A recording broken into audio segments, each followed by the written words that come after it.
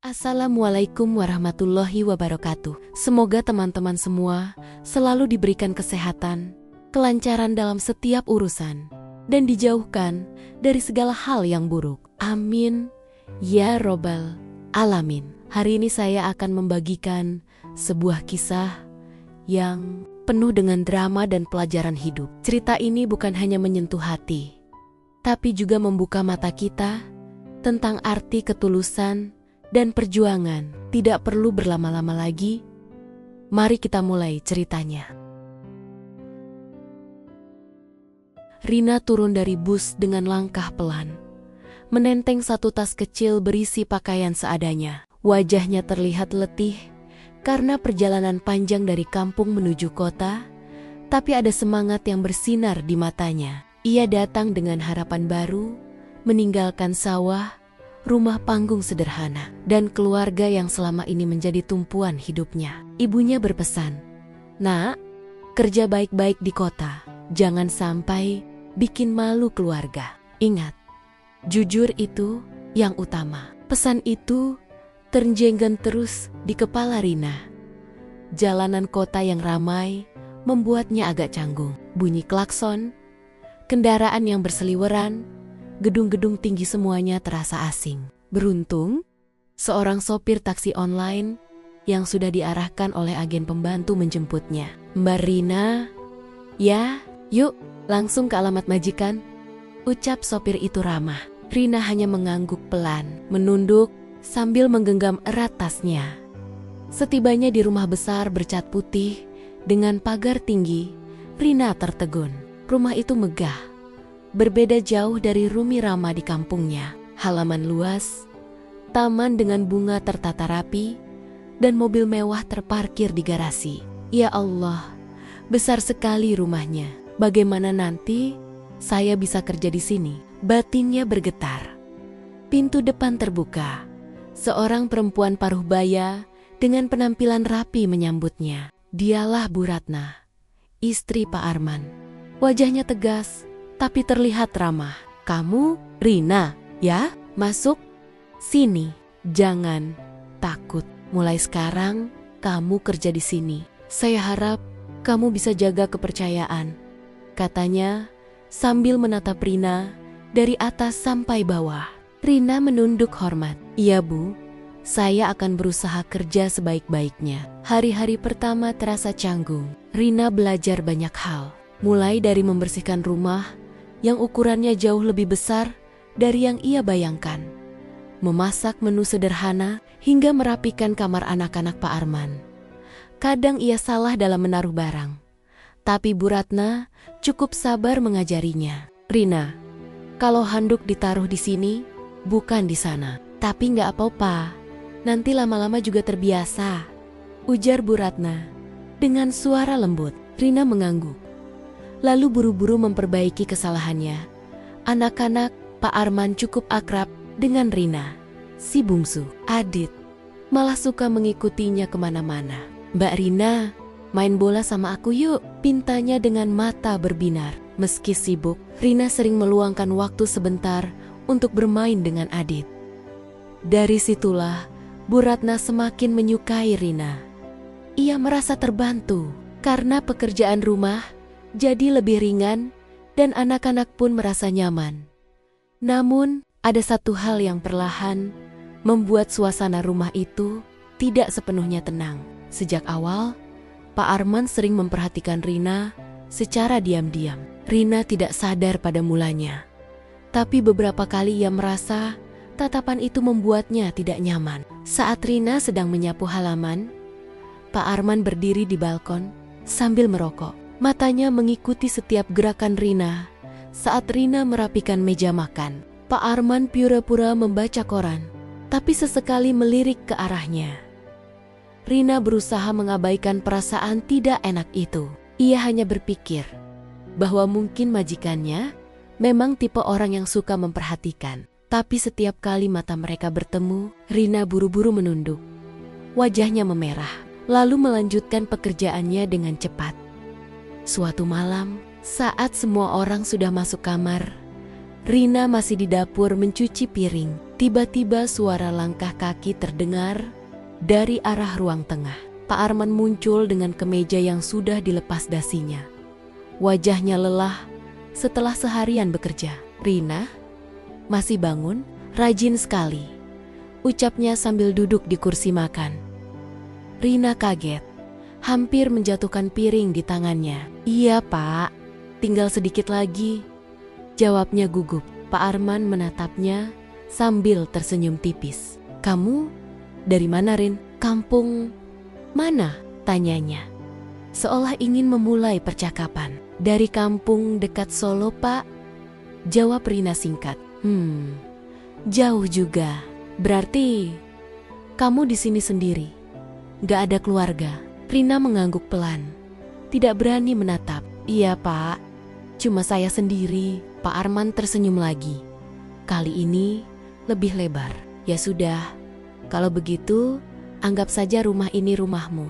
Jangan takut." Kata-kata itu sebenarnya terdengar biasa, tapi nada suaranya membuat Rina merasa ada maksud lain. Jantungnya berdegup lebih cepat, dan tanpa banyak bicara, ia segera menuntaskan cuciannya, lalu berpamitan ke kamarnya yang kecil di belakang. Hari-hari berikutnya berjalan hampir sama. Rina makin terbiasa dengan rutinitasnya. Bangun lebih pagi dari penghuni rumah lain, menyiapkan sarapan, menyapu, mengepel, hingga menemani anak-anak. Bu Ratna semakin percaya padanya. Bahkan beberapa kali menitipkan urusan rumah ketika ia pergi arisan atau belanja. "Rina, nanti kalau ada paket, tolong terima ya. Kalau anak-anak pulang sekolah, kasih makan dulu. Saya pulang agak sore," kata Bu Ratna. Rina mengangguk penuh tanggung jawab. Tetapi tatapan Pak Arman semakin sering terasa. Saat makan malam bersama, ia pura-pura bertanya soal masakan yang Rina buat. "Enak juga masakanmu, Rin. Kamu belajar dari siapa?" tanyanya sambil melirik. Rina gugup, menunduk. "Saya belajar dari ibu, Pak." Bu Ratna tidak menyadari sesuatu yang aneh, karena ia pikir suaminya hanya sekadar basa-basi. Suatu sore, ketika Bu Ratna sedang keluar, Rina sedang menjemur pakaian di halaman belakang. Pak Arman tiba-tiba keluar lewat pintu samping. Rina kaget, hampir menjatuhkan ember cucian. "Loh, Pak, Bapak nggak ke kantor?" tanyanya. Pak Arman tersenyum tipis. "Hari ini kerja dari rumah, lagi males ke kantor." "Hehe." Rina hanya mengangguk, pura-pura sibuk menggantung baju di jemuran. Pak Arman berdiri cukup dekat, memperhatikan gerakannya. "Kamu ini rajin banget ya, jarang ada pembantu kayak kamu. Kalau yang lain biasanya suka ngeluh." Rina menelan ludah, merasa tidak nyaman. "Saya kerja ya kerja aja, Pak. Namanya juga cari nafkah," jawabnya pelan. Pak Arman tersenyum samar, tapi matanya seakan mengirim pesan yang sulit diartikan. Setelah kejadian itu, Rina semakin waspada. Ia selalu berusaha menjaga jarak, memastikan tidak berduaan terlalu lama dengan majikannya. Tapi tetap saja, ada momen-momen kecil yang membuatnya merasa gelisah. Misalnya, ketika Pak Arman sengaja menanyakan hal-hal pribadi atau pura-pura memberi pujian berlebihan atas pekerjaannya. Rina sering merenung di kamarnya sebelum tidur. "Ya Allah, semoga saya kuat. Saya datang ke sini hanya untuk kerja, bukan untuk hal lain. Lindungi saya dari fitnah." Ia berusaha menenangkan diri dengan doa. Sambil mengingat pesan ibunya, Bu Ratna sendiri semakin yakin telah menemukan pembantu yang tepat. Ia bahkan sering memuji Rina di depan teman-temannya. "Saya sekarang ada pembantu baru, namanya Rina. Rajin sekali, gak pernah ngeluh. Pokoknya rumah jadi terasa lebih terurus," ujarnya, bangga saat arisan. Rina mendengar kabar itu dari tetangga, dan hatinya sedikit lega. Setidaknya Bu Ratna percaya padanya. Tapi Rina tidak tahu bahwa keheningan dan tatapan-tatapan kecil yang selama ini ia abaikan kelak akan menjadi awal dari badai besar dalam hidupnya. Pak Arman bukan hanya sekadar memperhatikan, tapi menyimpan sesuatu yang jauh lebih berbahaya. Dan sejak hari pertama Rina menapakkan kaki di rumah itu, takdirnya sudah mulai digeser oleh rahasia yang diam-diam mengintainya. Malam itu, Bu Ratna sedang duduk di ruang tamu bersama beberapa tetangganya yang datang berkunjung. Mereka biasa berkumpul sekadar untuk mengobrol ringan, kadang sambil minum teh atau makan kue kecil. Suasana tampak hangat. Namun seperti biasa, obrolan ibu-ibu rumah tangga tak pernah lepas dari gosip. Salah seorang tetangga tiba-tiba menyinggung soal Pak Arman dengan suara setengah berbisik. Ia berkata, "Bu Ratna, maaf ya, saya cuma ngomong karena kasihan sama ibu. Beberapa kali saya lihat Pak Arman pulang malam, kadang bukan sendirian." Bu Ratna yang tadinya tersenyum langsung menegang. "Maksudnya?" tanyanya pelan, berusaha terdengar tenang. "Iya Bu, saya nggak tahu benar atau tidak, tapi pernah 2 kali lihat mobil Pak Arman berhenti di depan kompleks pas sudah larut. Di dalam mobil ada perempuan, bukan ibu, bukan juga saudara yang biasa kami kenal." Tambah tetangga lain dengan nada ragu. Suasana hening sejenak. Bu Ratna mencoba menahan ekspresi wajahnya agar tetap terlihat biasa. Ia hanya tersenyum tipis, meski hatinya terasa ditusuk. "Oh ya, mungkin itu rekan kerjanya. Bapak kan sering pulang malam. Ada urusan kantor, tapi terima kasih sudah ngasih tahu," ucapnya pelan.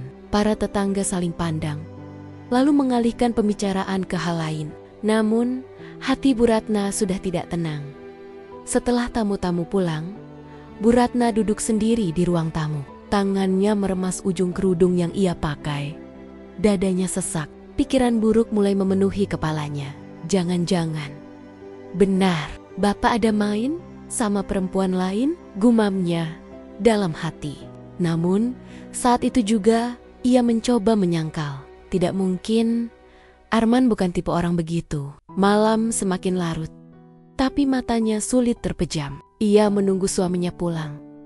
Jam sudah menunjukkan hampir tengah malam. Tak lama kemudian, terdengar suara mobil masuk ke garasi. Bu Ratna buru-buru pura-pura tidur di kamar. Pak Arman masuk pelan, meletakkan tas kerjanya, lalu mandi sebentar. Tak ada percakapan malam itu. Bu Ratna hanya menutup mata, meski pikirannya tak bisa berhenti bertanya-tanya.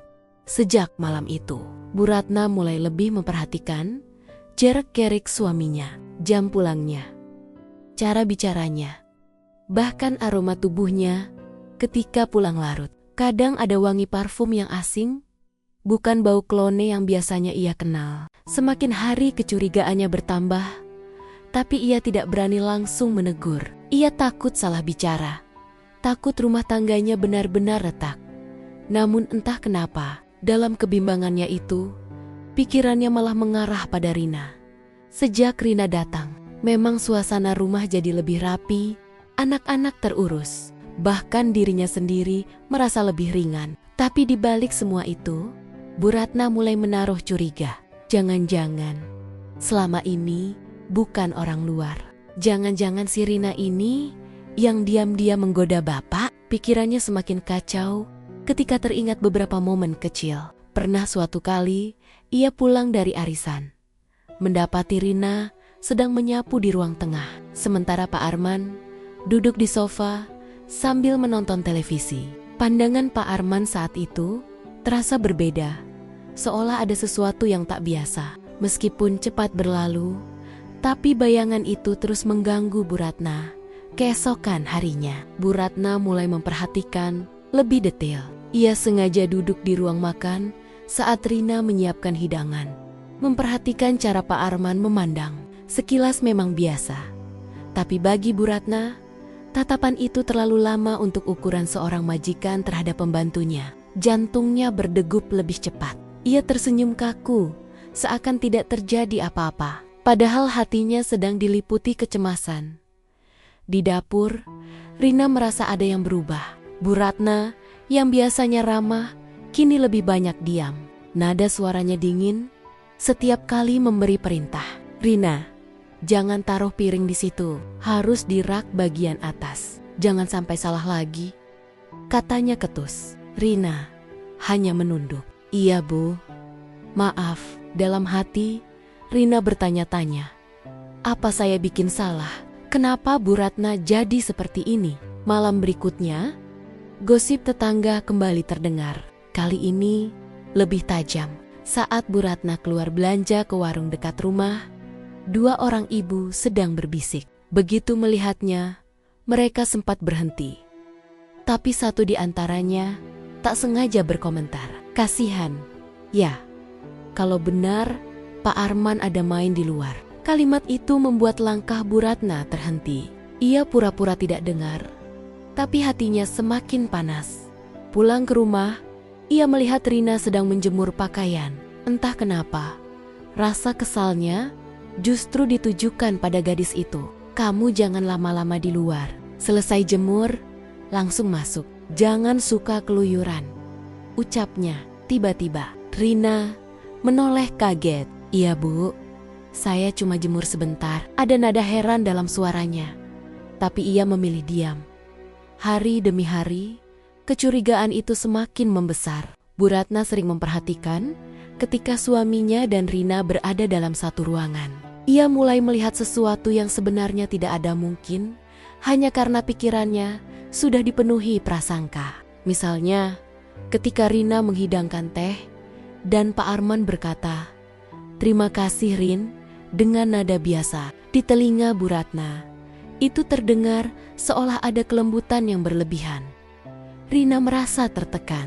Ia tidak mengerti kenapa sikap Bu Ratna berubah. Ia sudah berusaha sebaik mungkin, bekerja tanpa mengeluh, bahkan kadang rela tidur lebih larut untuk memastikan rumah tetap rapi. Tapi yang ia dapat malah tatapan penuh curiga. Beberapa kali ia hampir menangis di kamarnya, namun selalu menahan diri. Sabar Rin, kamu di sini kerja, bukan main-main.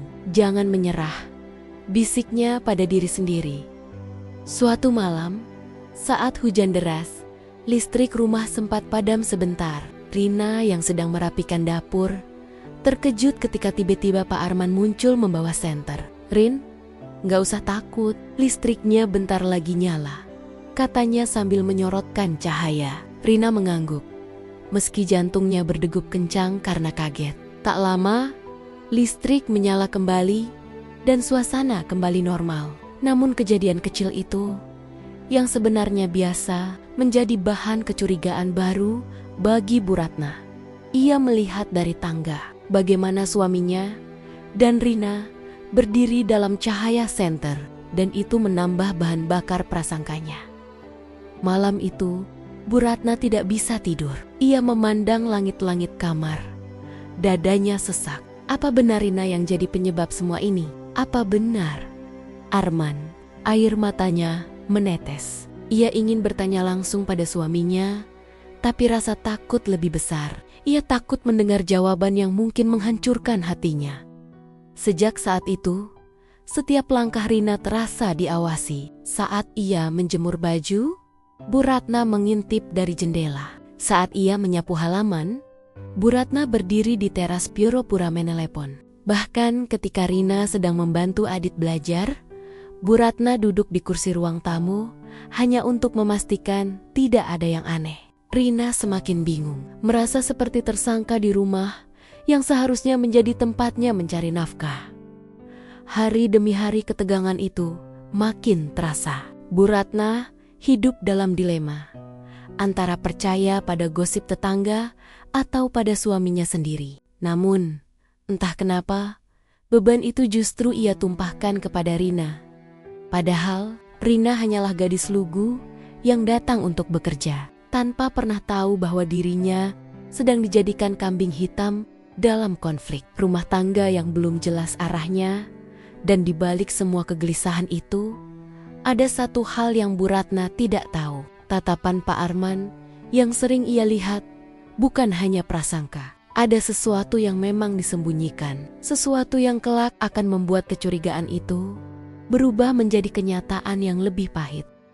Pagi itu, Suasana rumah tampak seperti biasa. Rina sudah bangun sejak subuh, menyiapkan sarapan untuk seisi rumah. Aroma nasi goreng dan telur dadar menyebar ke seluruh ruangan. Anak-anak tampak masih malas bangun, sementara Bu Ratna sedang bersiap di kamar. Rina, dengan cekatan, merapikan ruang makan, menata piring dan gelas satu persatu. Hatinya merasa cukup tenang pagi itu. Meski ia masih merasakan ada sesuatu yang aneh dari sikap Bu Ratna dalam beberapa hari terakhir. Sementara itu, di kamar utama, Bu Ratna sedang mencari sesuatu di meja rias. Tangannya menyibak tumpukan kertas kecil, membuka laci, lalu matanya menangkap sesuatu yang membuat aliran darahnya berdesir kencang. Sebuah ponsel berwarna hitam tergeletak di pojok meja. Bukan miliknya, bukan juga ponsel yang biasa dipakai Pak Arman. Ia penasaran, lalu mengambilnya. Layar ponsel itu menyala, dan tanpa sengaja ia melihat notifikasi pesan. Matanya membelalak. Pesan itu dari Pak Arman.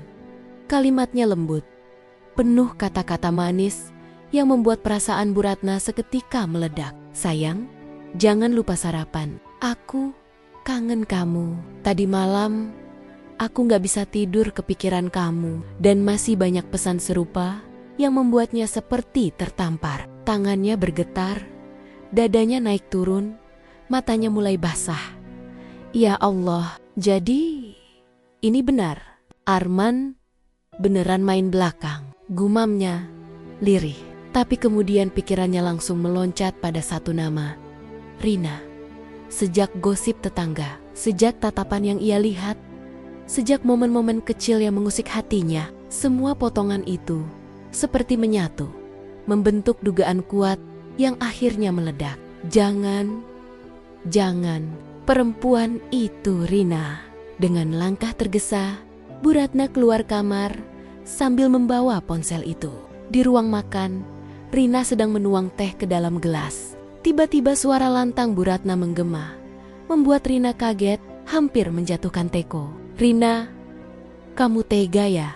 Saya sudah anggap kamu seperti keluarga, tapi kamu malah menusuk dari belakang. Rina terperangah, matanya membesar, tidak mengerti. Apa maksudnya, Bu? Suaranya bergetar. Bu Ratna mendekat, menunjukkan ponsel itu tepat di depan wajahnya. Ini apa? Pesan-pesan manis dari suami saya. Jangan pura-pura nggak tahu, teriaknya dengan napas terengah. Rina gemetar, air matanya langsung jatuh. Ia menggeleng cepat. Bukan saya, Bu. Saya nggak tahu apa-apa. Saya bahkan nggak pernah pegang ponsel itu. Suaranya pecah, penuh kepanikan. Namun Bu Ratna sudah terbakar emosi. Baginya, bukti itu lebih dari cukup. Ia tak peduli penjelasan apapun yang keluar dari mulut Rina. Jangan bohong, Rin. Dari awal, saya sudah curiga. Ternyata benar. Kamu yang selama ini mengganggu rumah tangga saya. Teriakan itu membuat suasana rumah mendadak mencekam. Anak-anak yang tadinya masih di kamar terbangun, melongok keluar dengan wajah bingung. Adit menatap dengan mata kecilnya yang polos. Mama, kenapa marah-marah? Bisiknya pelan pada kakaknya. Rina semakin tak berdaya. Ia berusaha mendekat, mencoba menjelaskan. Bu, demi Allah, saya nggak pernah makam-mukam sama Pak Arman. Saya kerja di sini, cuma mau bantu. Nggak ada niat jahat sedikit pun. Suaranya parau, tubuhnya bergetar hebat. Tapi Bu Ratna justru mendorongnya menjauh. Jangan mendekat, saya jijik melihat kamu. Di tengah keributan itu, Pak Arman muncul dari arah kamar mandi. Dengan handuk di pundak, ia menghentikan langkah, menatap adegan di depan matanya. Rina yang menangis, Bu Ratna yang marah, dan ponsel di tangan istrinya. Wajahnya berubah pucat, tapi ia tidak berkata apa-apa. Ia hanya diam, seolah-olah membiarkan semuanya mengalir. Arman, kamu diam saja. Katakan, ini pesan buat siapa? Apa benar pembantu ini yang jadi selingkuhanmu? Suara Bu Ratna penuh gemetar, campuran marah dan sedih. Ia menatap suaminya tajam. menunggu jawaban. Pak Arman menunduk, matanya tidak berani bertemu pandang. Ia hanya menarik napas dalam-dalam, lalu mengusap wajahnya. Tidak ada satu kata pun yang keluar. Diamnya itu membuat Bu Ratna semakin yakin dengan prasangkanya. Astaga, jadi benar, kamu memang berselingkuh sama dia, teriaknya histeris. Rina jatuh terduduk di lantai, menangis semakin keras. Bukan saya, Bu, bukan saya. Suaranya lirih, tapi seisi rumah bisa mendengar betapa hancurnya ia. Air mata membasahi pipinya. Tubuhnya terasa lemas. Ia merasa dunia menindihnya dengan beban yang tidak bisa ia pikul. Anak-anak semakin bingung, ketakutan melihat ibunya marah dan pembantu yang mereka sayangi menangis. Adit menangis kecil, mendekat ke kakaknya sambil berbisik, "Mbak Rina nggak salah kan? Mbak Rina baik." Namun, tidak ada yang berani bersuara di depan Bu Ratna. Suasana rumah pagi itu berubah menjadi neraka. Sarapan yang tadinya rapi tersaji, kini dingin tanpa tersentuh. Bu Ratna masih terus memarahi, melontarkan kata-kata yang menusuk hati. "Dasar perempuan murahan, saya sudah baik sama kamu, kasih tempat tinggal, kasih makan, tapi kamu balas dengan cara begini. Malu, kamu nggak punya." Rina hanya bisa menangis. Suaranya nyaris habis. "Saya nggak pernah, Bu. Saya nggak pernah," ucapnya berulung-ulung. Seakan ingin meyakinkan, tapi tidak ada yang percaya. Pak Arman tetap diam. Ia tahu siapa sebenarnya perempuan yang menerima pesan itu. Bukan Rina, tapi ia memilih bungkam. Entah karena takut, entah karena tidak ingin aibnya terbongkar. Diamnya itu justru menjadi pisau paling tajam yang menusuk hati Rina. Jika saja ia mau berkata jujur, semuanya bisa selesai. Tapi kenyataannya, ia membiarkan Rina terjebak dalam fitnah. Hari itu berjalan lambat, penuh ketegangan. Rina tidak sanggup melakukan pekerjaannya dengan normal. Setiap kali ia bergerak, Bu Ratna menatap dengan pandangan tajam penuh benci. Anak-anak ingin mendekati Rina, tapi dilarang keras. "Jangan dekat-dekat sama dia, dia bukan orang baik," bentak Bu Ratna. Malamnya, di kamar kecilnya, Rina menangis sampai matanya bengkak. Ia merasa hidupnya hancur dalam sekejap. Semua pengorbanan, semua niat baik, semua kerja kerasnya seakan tidak ada artinya. Yang ada hanya tuduhan, fitnah, dan hinaan. Ia berdoa lirih sambil menutup wajahnya dengan bantal. "Ya Allah, Engkau tahu saya tidak bersalah. Tolong beri saya kekuatan. Jangan biarkan saya jatuh lebih dalam lagi." Di sisi lain, Bu Ratna juga tidak bisa tidur. Meski marah, hatinya terasa sakit sekali. Ia merasa dikhianati oleh orang yang paling ia percaya. Baik suaminya maupun pembantu yang selama ini ia anggap keluarga. Ia menangis dalam diam, menahan perasaan hancur. Dalam hatinya, ia terus bertanya-tanya, apakah benar Rina atau ada perempuan lain? Tapi melihat diamnya suaminya tadi pagi, ia semakin yakin bahwa dugaannya tidak salah. Sementara itu, Pak Arman duduk sendiri di ruang kerja, menatap layar komputer tanpa fokus. Hatinya gelisah, rasa bersalah menumpuk, tapi ia tidak punya keberanian untuk berkata jujur. Ia tahu bahwa jika ia mengaku, semuanya akan runtuh. Rumah tangganya, wibawanya, bahkan mungkin pekerjaannya. Maka ia memilih jalan paling pengecut, membiarkan Rina menanggung semua tuduhan itu. Hari demi hari setelah itu, situasi rumah tidak lagi sama. Rina hidup dalam tekanan. Setiap tindak tanduknya selalu dicurigai. Bu Ratna tidak lagi memberi senyum, hanya tatapan penuh kebencian. Anak-anak jarang bicara dengannya, meski sebenarnya mereka masih menyayanginya. Dan Pak Arman, seperti biasa, pura-pura sibuk, seolah tidak ada masalah. Fitnah itu menjadi awal dari kehancuran yang lebih besar. Rina merasa hidupnya tidak lagi punya arti. Tapi ia masih bertahan karena tidak punya tempat lain untuk pergi. Ia berharap suatu saat kebenaran akan terbongkar. Meski entah kapan, yang jelas, luka yang ditorehkan hari itu akan selalu ia bawa sampai akhir. Pagi itu, suasana rumah masih diselimuti hawa tegang. Semenjak peristiwa ponsel dan tuduhan kejam itu, kehidupan Rina di rumah besar keluarga Pak Arman berubah total. Tidak ada lagi senyum hangat dari Bu Ratna, tidak ada lagi canda dari anak-anak. Bahkan tatapan penuh curiga selalu mengikuti kemanapun ia melangkah. Rina seperti tidak punya ruang untuk bernapas. Ia tetap berusaha bekerja, menyapu lantai, memasak, mencuci, seolah semuanya baik-baik saja. Tapi, setiap gerakannya selalu terasa diawasi. Kadang Bu Ratna sengaja berdiri di ambang pintu, melipat tangan di dada, memperhatikan Rina dengan tatapan dingin. Kadang, ada sindiran yang menyakitkan. Hati-hati Rin, jangan sampai kamu punya waktu buat hal lain selain kerja. Saya nggak mau dikhianati lagi. Kata-kata itu menusuk lebih dalam daripada sebilah pisau. Rina menahan tangisnya setiap malam di kamar kecil yang hanya cukup untuk sebuah ranjang kayu dan lemari tua. Ia sering menutup wajahnya dengan bantal, berdoa agar hatinya kuat. Namun semakin hari, beban itu terasa makin berat. Air mata menjadi teman setia sebelum tidur.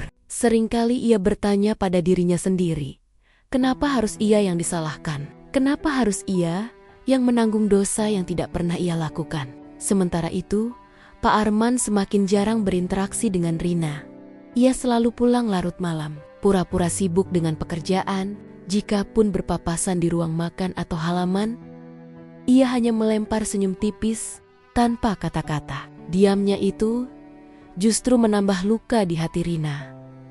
Bagi Rina, satu kalimat dari Pak Arman bisa menyelamatkannya, bisa membuktikan bahwa semua tuduhan itu salah. Tapi kalimat itu tidak pernah keluar. Ia hanya diam, membiarkan Rina dihancurkan oleh fitnah. Suatu pagi, setelah membersihkan halaman, Rina duduk sebentar di teras rumah sambil menatap langit. Udara segar pagi seakan tidak mampu menenangkan hatinya. Ia memeluk lutut, menahan tangis yang sudah menggenang. Saat itu, Bu Ratna muncul dengan ekspresi kaku. Rina, suaranya dingin, tanpa sapaan hangat seperti dulu.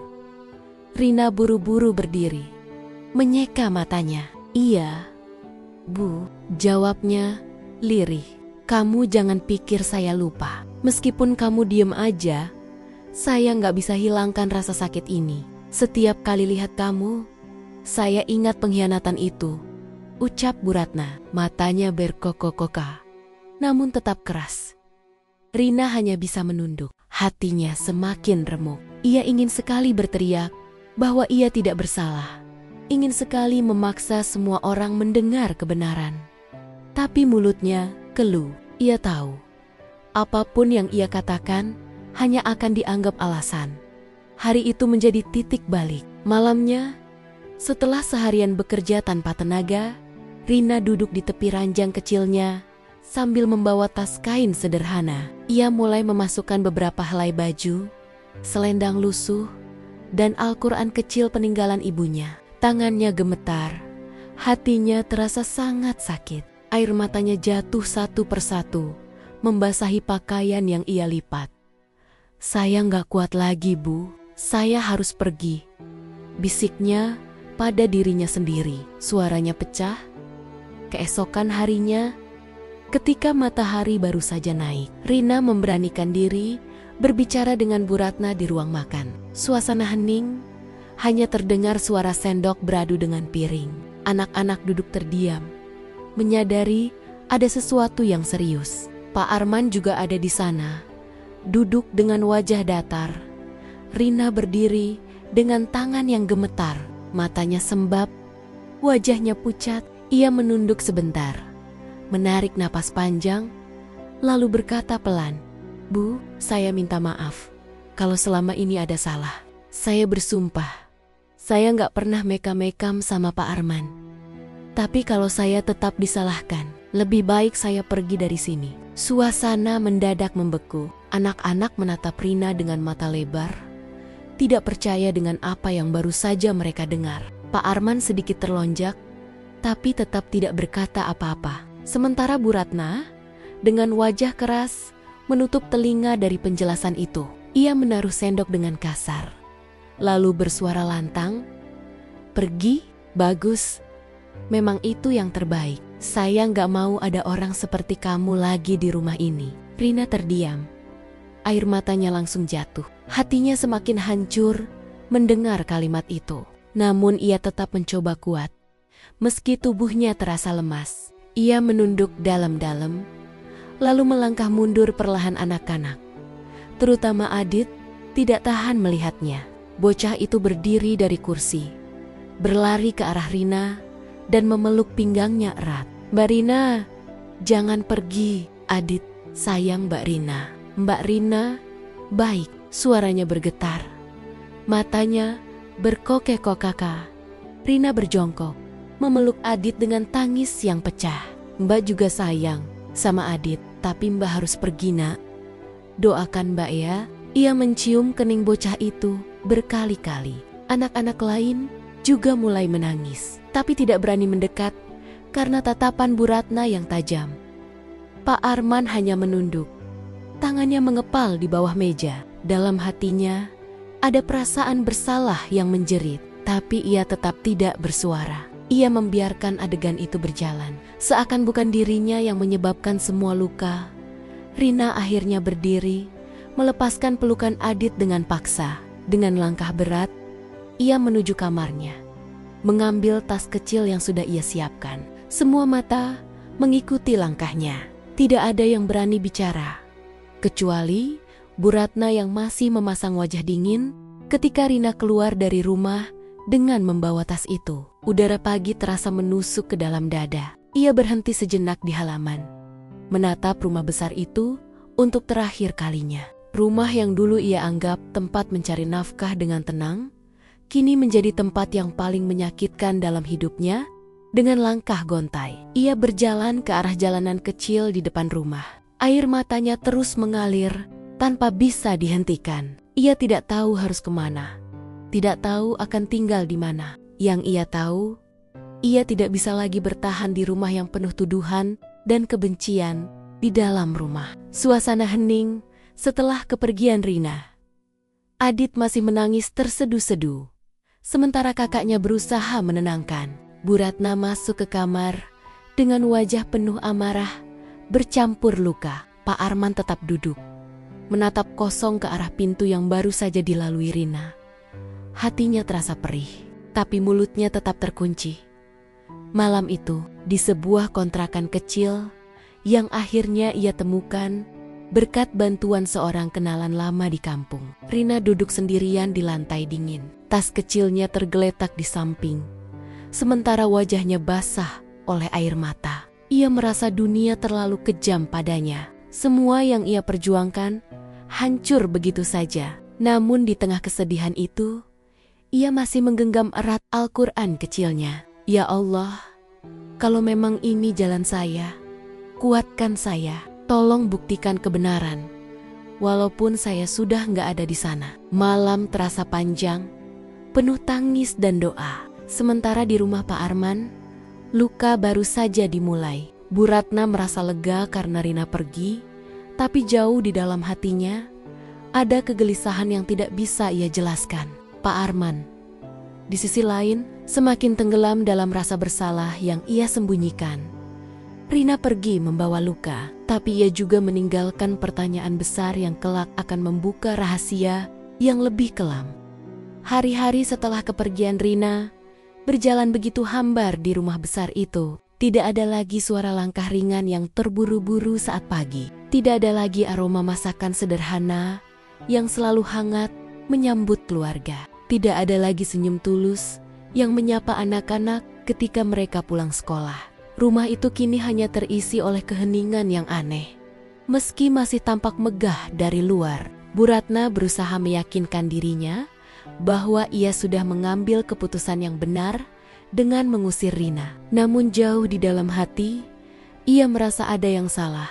Setiap kali melihat kursi kosong di dapur atau kamar kecil yang kini terkunci, perasaan bersalah itu datang menghantui.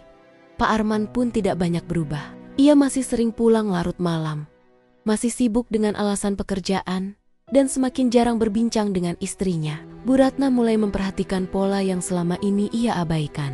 Ada malam-malam ketika Arman pulang dengan aroma parfum asing menempel di bajunya. Ada saat-saat ketika ia terlalu sibuk dengan ponsel, tersenyum sendiri, lalu buru-buru menyembunyikannya saat Ratna datang. Semua tanda itu semakin menambah beban di hati Ratna. Namun ia menahan diri, mencoba tidak gegabah seperti dulu. Hingga suatu hari, tanpa disengaja, kebenaran itu muncul di hadapannya. Saat sedang membereskan ruang kerja Arman, Bu Ratna menemukan sebuah kartu memori kecil tergeletak di meja. Ia hampir saja membuangnya, mengira itu hanya kartu lama yang sudah tidak terpakai. Namun entah mengapa, ada perasaan yang mendorongnya untuk melihat isi kartu tersebut. Dengan tangan gemetar, ia memasukkannya ke dalam laptop.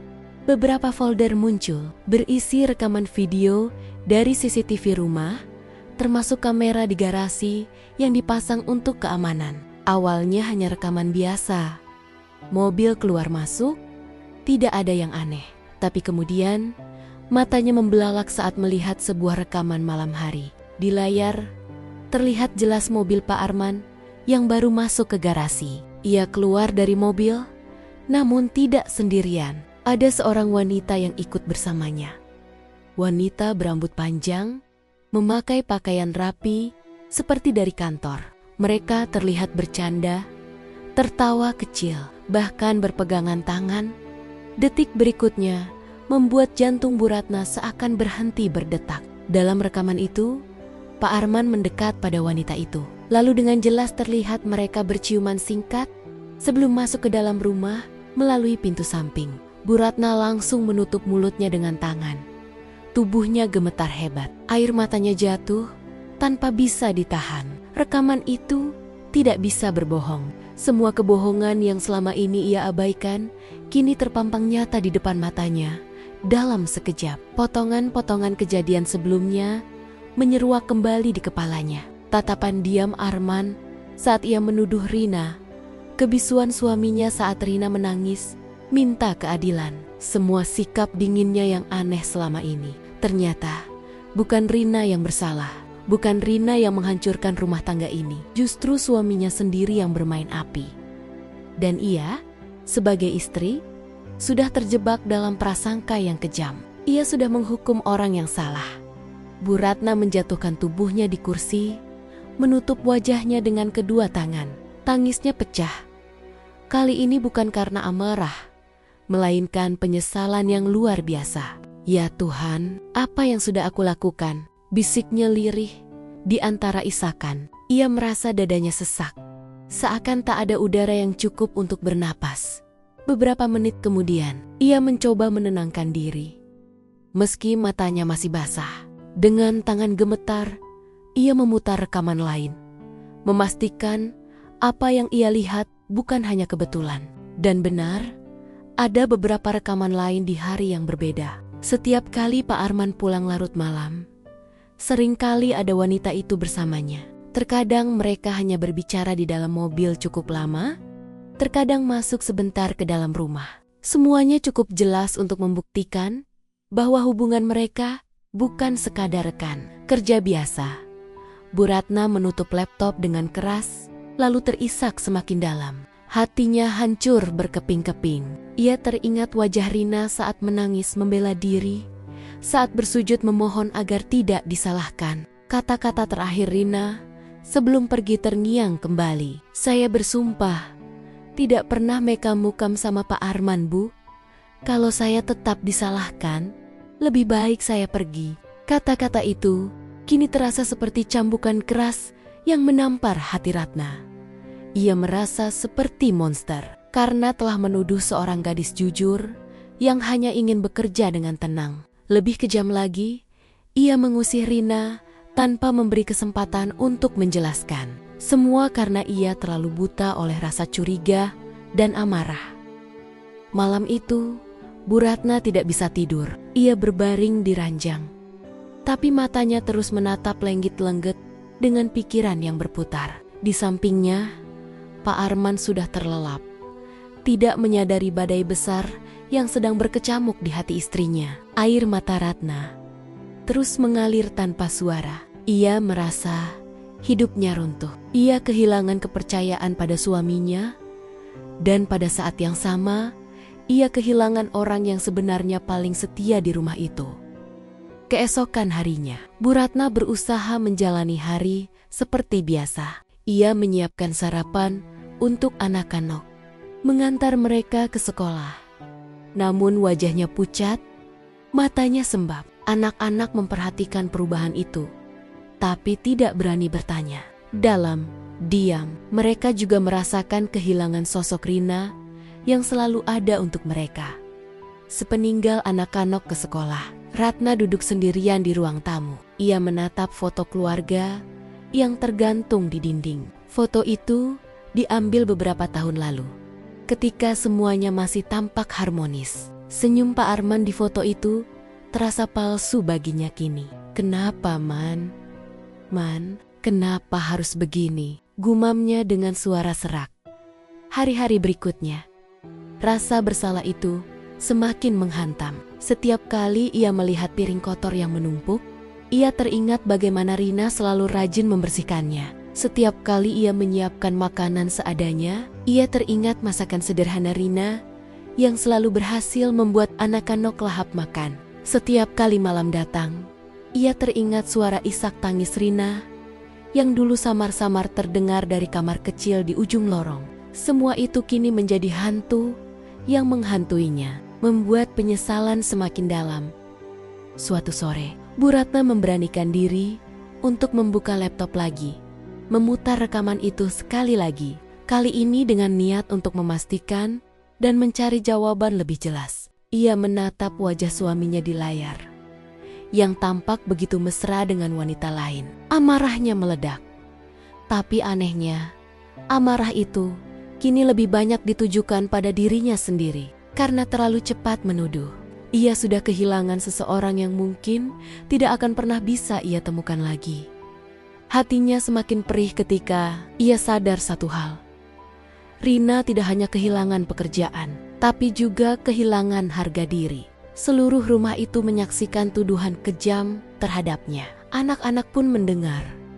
Dan ia pergi membawa luka yang mungkin tidak akan pernah sembuh. Ratna merasa dirinya bukan hanya istri yang dikhianati, tapi juga pelaku yang telah menghancurkan hidup orang lain. Beberapa hari kemudian, Ratna mencoba bicara dengan Arman. Malam itu, ia menunggu suaminya pulang. Duduk di ruang tamu dengan wajah serius. Ketika Arman masuk, Ratna langsung menatapnya tajam. "Kamu pikir saya nggak tahu, Man? Kamu pikir saya buta?" Suaranya pelan tapi menusuk. Arman terkejut, meletakkan tas kerjanya. "Maksudmu apa, Rat?" tanyanya. Hati-hati. Ratna berdiri, menahan air mata. "Saya lihat sendiri rekamannya. Kamu sama perempuan itu di garasi, di rumah ini. Jadi selama ini bukan Rina yang salah. Kamu yang berkhianat." Suaranya pecah, tangisnya meledak. Arman terdiam, wajahnya pucat. Ia berusaha mencari alasan, tapi lidahnya keluh. Ratna terus menangis, memukul dadanya sendiri dengan frustasi. "Kamu tahu nggak, Man? Gara-gara kamu diam, gara-gara kamu nggak berani buka mulut, saya udah usir orang yang paling jujur. Rina itu nggak salah. Dia nggak salah. Saya yang udah bikin hidupnya hancur." Tangis Ratna semakin keras. Tubuhnya bergetar hebat. Arman hanya bisa menunduk, tidak mampu membantah. Semua bukti sudah ada. Semua kesalahannya sudah terbongkar. Malam itu, rumah yang sudah sepi semakin terasa seperti penjara yang dingin. Sejak saat itu, hidup Bu Ratna dipenuhi dengan penyesalan yang tiada akhir. Ia tidak hanya harus menghadapi kenyataan bahwa suaminya berselingkuh, tetapi juga harus menanggung beban moral karena telah menghancurkan hidup seorang gadis yang hanya ingin bekerja dengan jujur. Setiap doa yang ia panjatkan kini selalu menyebut nama Rina, berharap suatu hari ia bisa meminta maaf. Namun ia tahu, meski bisa meminta maaf, luka yang ditinggalkan tidak akan pernah hilang sepenuhnya. Bu Ratna turun dari mobil dengan langkah yang berat. Jalan kampung yang sempit dan sedikit becek setelah hujan membuat langkahnya semakin pelan. Hatinya berdegup tidak karuan, seolah-olah ada beban besar yang menekan dadanya. Sudah berhari-hari, ia tidak bisa tidur tenang. Wajah Rina terus menghantuinya. Bayangan saat ia menuduh Rina, saat gadis itu menangis bersujud, memohon keadilan, berulang kali muncul di kepalanya. Dan kini, ia berada di depan rumah sederhana yang dindingnya dari papan kayu dengan atap seng yang sudah berkarat di beberapa bagian.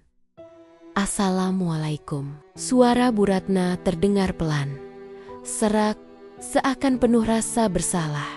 Pintu rumah terbuka perlahan. Seorang wanita paruh baya dengan wajah letih keluar, menatap Bu Ratna dengan tatapan curiga. Wanita itu adalah Ibu Rina. Iya, waalaikumsalam. Ada perlu apa ya, Bu? Tanyanya dengan nada hati-hati. Bu Ratna menelan ludahnya, lalu berkata dengan suara lirih, Saya Bu Ratna, majikan Rina dulu." Tatapan sang ibu langsung berubah. Wajahnya yang semula ramah mendadak mengeras. "Oh, jadi ibu yang sudah bikin anak saya pulang dengan hati hancur itu, ya?" Bu Ratna terdiam, merasa seperti ditampar keras. Tidak ada kalimat yang bisa keluar dari mulutnya selain sebuah bisikan lirih. "Saya ingin minta maaf, Bu. Saya ingin ketemu Rina.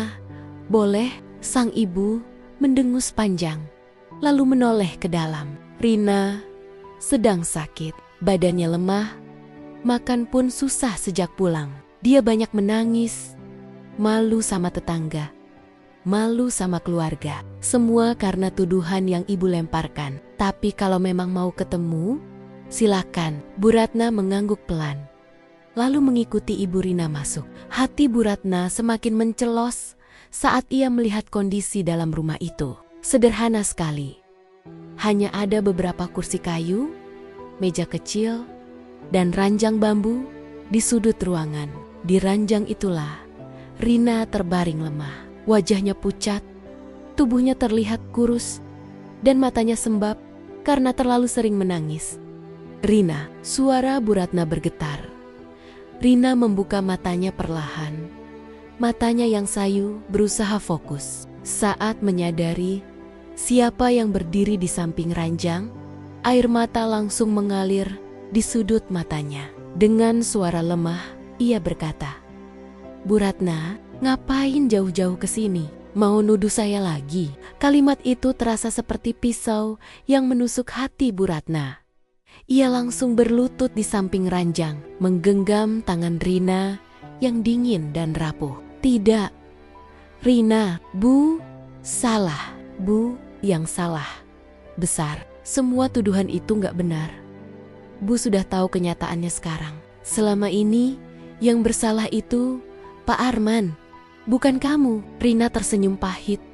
Wajahnya penuh getir. "Tapi apa gunanya Bu tahu sekarang? Semua sudah telanjur. Nama saya sudah rusak.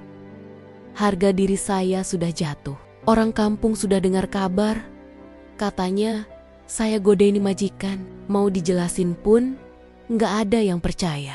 Sekarang saya cuma pengen istirahat tenang." Air mata Bu Ratna jatuh deras. Ia memeluk tangan Rina erat-erat. "Maafkan Bu, Rina, maafkan Bu. Bu sudah buta karena cemburu. Bu nggak percaya sama kamu. Bu lebih percaya gosip dan amarah. Padahal kamu orang paling jujur yang pernah ada di rumah kami." Suara tangisan Bu Ratna membuat Ibu Rina ikut terharu. Meski hatinya masih dipenuhi rasa sakit, ia hanya berdiri memeluk dirinya sendiri, berusaha tegar melihat anaknya yang kini begitu rapuh. Rina menatap Bu Ratna lama-lama. Ia ingin marah, ingin berteriak, ingin meluapkan semua sakit hati yang dipendam. tapi suaranya hanya keluar dalam bisikan lirih. Saya nggak minta banyak. Bu, dulu saya cuma pengen kerja dengan tenang, bantuin Bu Ratna, bisa kirim uang ke orang tua. Tapi ternyata malah jadi begini. Saya nggak kuat lagi. Jangan bilang begitu, Rina. Kamu harus kuat. Kamu harus sembuh. Kalau kamu mau, Bu akan rawat kamu. Bu akan bawa kamu ke rumah sakit terbaik. Semua biaya akan Bu tanggung. Asal kamu sembuh, Rina. Asal kamu mau maafin Bu. Tapi Rina menggeleng pelan. Uang gak bisa nyembuhin hati yang sudah hancur, Bu. Saya cuma pengen Bu jangan ulangin ini ke orang lain. Jangan gampang percaya gosip. Jangan gampang nuduh orang yang gak salah. Itu saja. Bu Ratna terisak semakin keras. Kata-kata Rina seperti cambuk yang menghajar jiwanya. Ia merasa dirinya benar-benar hina. Seorang istri yang seharusnya jadi pelindung keluarga, malah berubah jadi hakim yang kejam terhadap orang yang tidak bersalah. Hari itu, Bu Ratna duduk lama di samping ranjang Rina, menggenggam tangannya, berharap ada kesempatan kedua. Tapi wajah Rina tetap pucat, tubuhnya tetap lemah. Meski sesekali ia mencoba tersenyum untuk menenangkan ibunya. Malam mulai turun, suara jangkrik terdengar di luar rumah. Bu Ratna akhirnya pamit dengan hati yang berat. Rina, Bu janji akan terus datang. Bu janji akan bantu kamu sampai kamu sembuh. Jangan tinggalin Bu, ya. Rina hanya menutup mata pelan, seolah tubuhnya terlalu letih untuk sekadar menjawab. Di perjalanan pulang, air mata Bu Ratna tidak berhenti mengalir. Setiap detik, ia merasa penyesalan itu membunuhnya sedikit demi sedikit. Ia tahu, apapun yang ia lakukan tidak akan pernah bisa menghapus luka yang sudah ditorehkan. Penyesalan itu datang terlalu terlambat. Hari-hari berikutnya, Bu Ratna terus berusaha menebus kesalahannya. Ia rutin datang ke rumah Rina, membawa obat, makanan, bahkan memanggilkan perawat desa. Tapi keadaan Rina tidak banyak berubah. Penyakit itu bukan hanya soal tubuh, tapi juga luka batin yang terlalu dalam untuk disembuhkan. Pak Arman, ia tidak pernah datang. Bahkan ketika Bu Ratna memohon, ia hanya menggeleng dingin. Untuk apa aku datang? Dia cuma pembantu. Kalimat itu membuat Bu Ratna semakin muak pada suaminya. Lambat laun, perasaan benci terhadap suami sendiri tumbuh di hati Bu Ratna. Ia sadar, bukan Rina yang menghancurkan keluarganya, tapi justru Arman yang mengikis sedikit demi sedikit kepercayaan dan cinta dalam rumah tangga mereka. Dan Bu Ratna hanya bisa menangis lagi sambil menatap langit malam, berdoa agar Tuhan memberi kesempatan sekali saja, agar Rina bisa tersenyum kembali, agar ia bisa memperbaiki semua kesalahan. Tapi di dalam hatinya, ia tahu kesempatan itu mungkin sudah tidak ada. Hari itu langit tampak muram. Awan hitam menggantung rendah, seolah ikut menyimpan duka yang tak terucapkan. Angin berhembus pelan, membawa aroma tanah basah setelah hujan semalam. Di kampung yang sederhana itu, suara tangisan pecah dari rumah papan kecil yang sudah beberapa kali dikunjungi Bu Ratna beberapa minggu terakhir. Tangisan itu bukan lagi sekadar ratapan sakit, melainkan tangisan kehilangan Rina, gadis sederhana yang hanya ingin bekerja dengan jujur, telah pergi untuk selamanya. Tubuhnya yang rapuh akhirnya menyerah pada sakit yang dideritanya. Bukan hanya sakit fisik, tapi juga luka batin yang tidak pernah benar-benar bisa sembuh sejak fitnah kejam menghantamnya. Ia mengembuskan napas terakhirnya di pangkuan ibunya, dengan senyum tipis di bibir, seolah ingin mengatakan bahwa ia sudah lepas dari semua penderitaan di dunia. Bu Ratna berdiri kaku di sudut ruangan ketika kabar itu disampaikan kepadanya. Ia datang pagi-pagi sekali untuk menjenguk, tapi justru menemukan rumah itu dipenuhi orang-orang kampung yang melayat. Tubuhnya langsung lemas, lututnya bergetar, hingga ia harus berpegangan pada kusen pintu agar tidak jatuh. Matanya panas, dadanya sesak, tangisnya pecah tanpa bisa ditahan. "Rina." Suara itu keluar hanya sebagai bisikan serak ibu. Rina yang wajahnya sembab oleh air mata menatap Bu Ratna dengan pandangan kosong. Tidak ada amarah lagi, hanya kelelahan dan kepasrahan. Ia berkata dengan suara lirih, "Anak saya sudah gak sakit lagi sekarang. Dia udah tenang di sana. Tapi luka yang ditinggalkan, Bu, luka itu gak akan pernah hilang." Bu Ratna terisak. Ia langsung mendekat ke jenazah yang terbujur kaku di atas tikar dengan kain putih menutup tubuhnya. Tangan gemetar Bu Ratna menyentuh kain itu, meraba wajah Rina yang kini dingin. Semua bayangan kembali muncul di kepalanya, tatapan penuh tangis saat Rina membela diri, suara serak saat ia bersumpah tak pernah salah, dan langkah berat saat Rina pergi meninggalkan rumah dengan hati hancur. Semua itu kini hanya tinggal kenangan yang tak akan pernah bisa diperbaiki. "Maafin Bu, Rina, maafin Bu. Kamu pergi tanpa sempat dengar Bu minta maaf sejujurnya." Bu Ratna menangis sejadi-jadinya. Orang-orang kampung hanya menatap dengan berbagai perasaan. Sebagian tahu cerita versi gosip yang beredar bahwa Rina pulang kampung karena dituduh menggoda majikan. Tapi sebagian lagi kini mulai sadar, mungkin bukan Rina yang bersalah. Wajah Bu Ratna yang hancur oleh penyesalan sudah cukup menjadi bukti bahwa ada kesalahan besar yang ia lakukan. Pemakaman dilakukan sore hari. Langit kembali menitikan hujan gerimis, seolah langit pun ikut menangisi kepergian Rina. Bu Ratna ikut mengantar jenazah hingga ke pemakaman desa. Ia berdiri di sisi liang lahat. Tubuhnya basah kuyup oleh hujan, tapi ia tidak peduli. Setiap kali tanah diturunkan menutup tubuh Rina, air matanya semakin deras. Dalam hati, ia berdoa tanpa henti, "Ya Tuhan, ampunilah Rina. Tempatkan dia di sisimu yang paling indah. Semua kesalahannya bukan karena dia, tapi karena aku. Ampuni aku ya Allah." Ketika semua selesai dan orang-orang mulai bubar, Bu Ratna masih berdiri terpaku di makam yang baru ditutup. Tangannya gemetar, meraba tanah yang masih basah.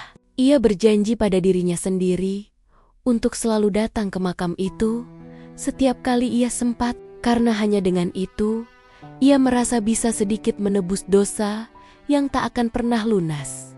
Sementara itu, di rumah besar yang dulu terasa ramai dengan hiruk-pikuk, kini hanya menyisakan kekosongan. Bu Ratna kembali ke rumahnya dengan hati hampa. Dulu ia selalu merasa rumah besar itu adalah tanda keberhasilan hidupnya bersama Pak Arman.